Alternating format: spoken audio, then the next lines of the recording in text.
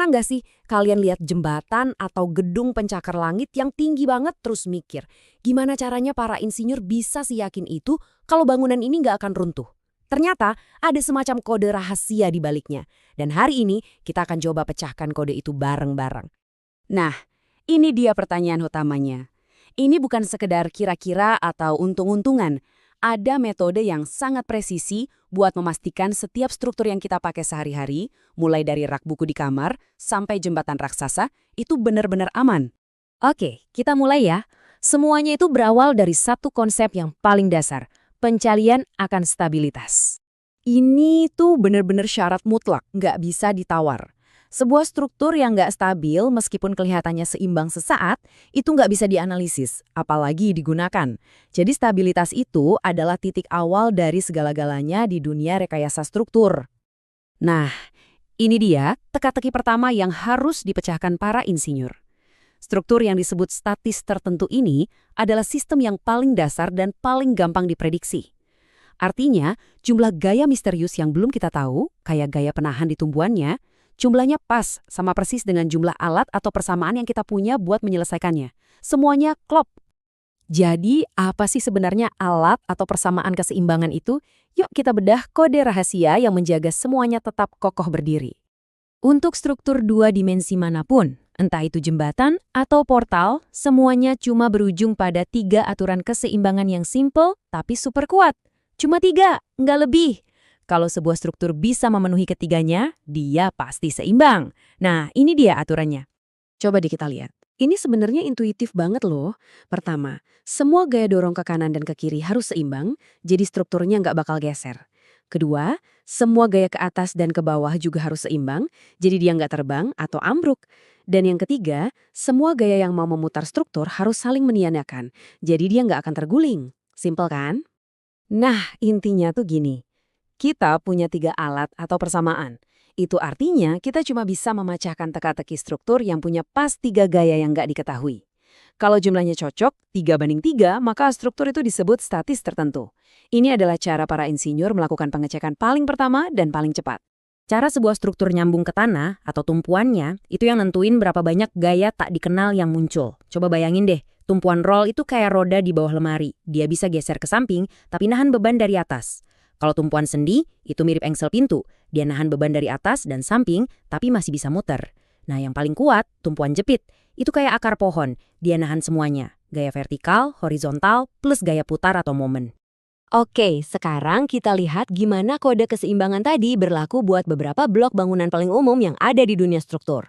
Coba lihat bedanya 2 jenis balok dasar ini. Balok sederhana yang ditopang di kedua ujungnya, titik paling lemahnya itu ada di tengah-tengah. Beda banget sama balok cantilever yang cuma dijepit di satu sisi kayak papan loncat indah.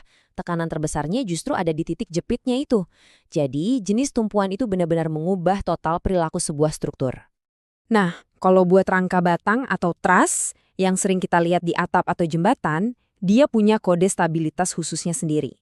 Rumus simpel ini, di mana M itu jumlah batangnya, R jumlah reaksi tumpuan, dan J jumlah titik sambungannya, gunanya buat mastiin susunan segitiga-segitiganya itu kaku dan stabil. Kalau jumlah batang ditambah reaksi sama dengan 2 kali jumlah sambungan, strukturnya udah pasti bisa dianalisis dengan mantap. Oke, jadi kalau luarnya udah stabil, kerjaan belum selesai loh. Para insinyur juga harus bisa melihat gaya-gaya tak kasat mata yang bekerja di dalam material strukturnya sendiri.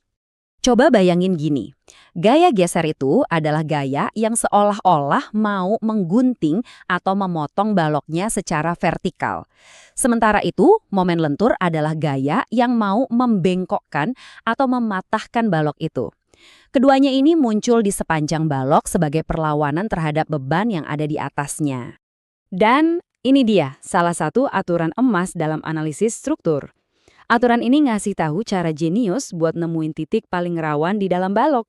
Caranya, insinyur tinggal cali di mana gaya gunting atau gaya gesernya jadi 0.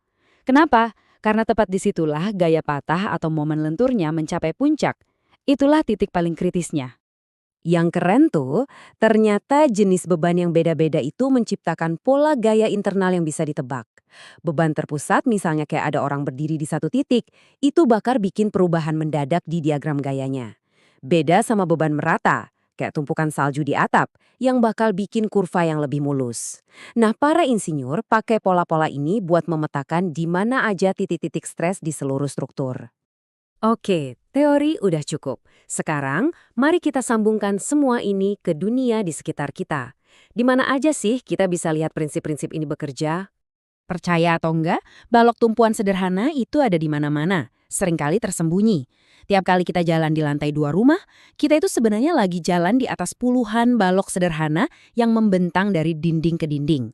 Begitu juga lintel, balok kecil di atas kusen jendela, atau gelagar yang nopang jembatan kecil yang kita lewati. Semuanya bekerja pakai prinsip yang sama persis. Struktur cantilever juga gampang banget dikenali begitu kita tahu apa yang harus dicari. Coba pikirin balkon yang menjorok keluar tanpa ada tiang penyangga di ujungnya. Atau kanopi di atas pintu toko yang melindungi kita dari hujan. Keduanya, itu contoh sempurna dari struktur yang dijepit kuat di satu ujung dan bebas melayang di ujung lainnya. Dan penting banget buat tahu kalau titik paling kritis di balkon rumah kita, itu ya tepat di bagian yang nempel sama bangunan. Dan pastinya rangka batang. Lain kali kalau di jalan, coba deh angkat kepala dan perhatiin bentuk segitiga-segitiga yang kokoh di menara listrik, lengan derek, atau jembatan kereta api yang tua. Bentuk segitiga itu bukan kebetulan, itu adalah cara paling efisien buat bikin struktur yang super kuat, tapi tetap ringan, persis seperti yang dijelaskan oleh kode stabilitasnya tadi. Jadi, kita udah lihat gimana kode keseimbangan bikin kita bisa memprediksi perilaku struktur yang sederhana. Tapi, saya mau ninggalin satu pertanyaan buat kalian. Apa yang terjadi kalau insinyur sengaja nambahin tumpuan ekstra, bikin strukturnya jadi lebih rumit dari yang seharusnya? Nah, kalau itu bakal membuka dunia analisis struktur yang sama sekali baru.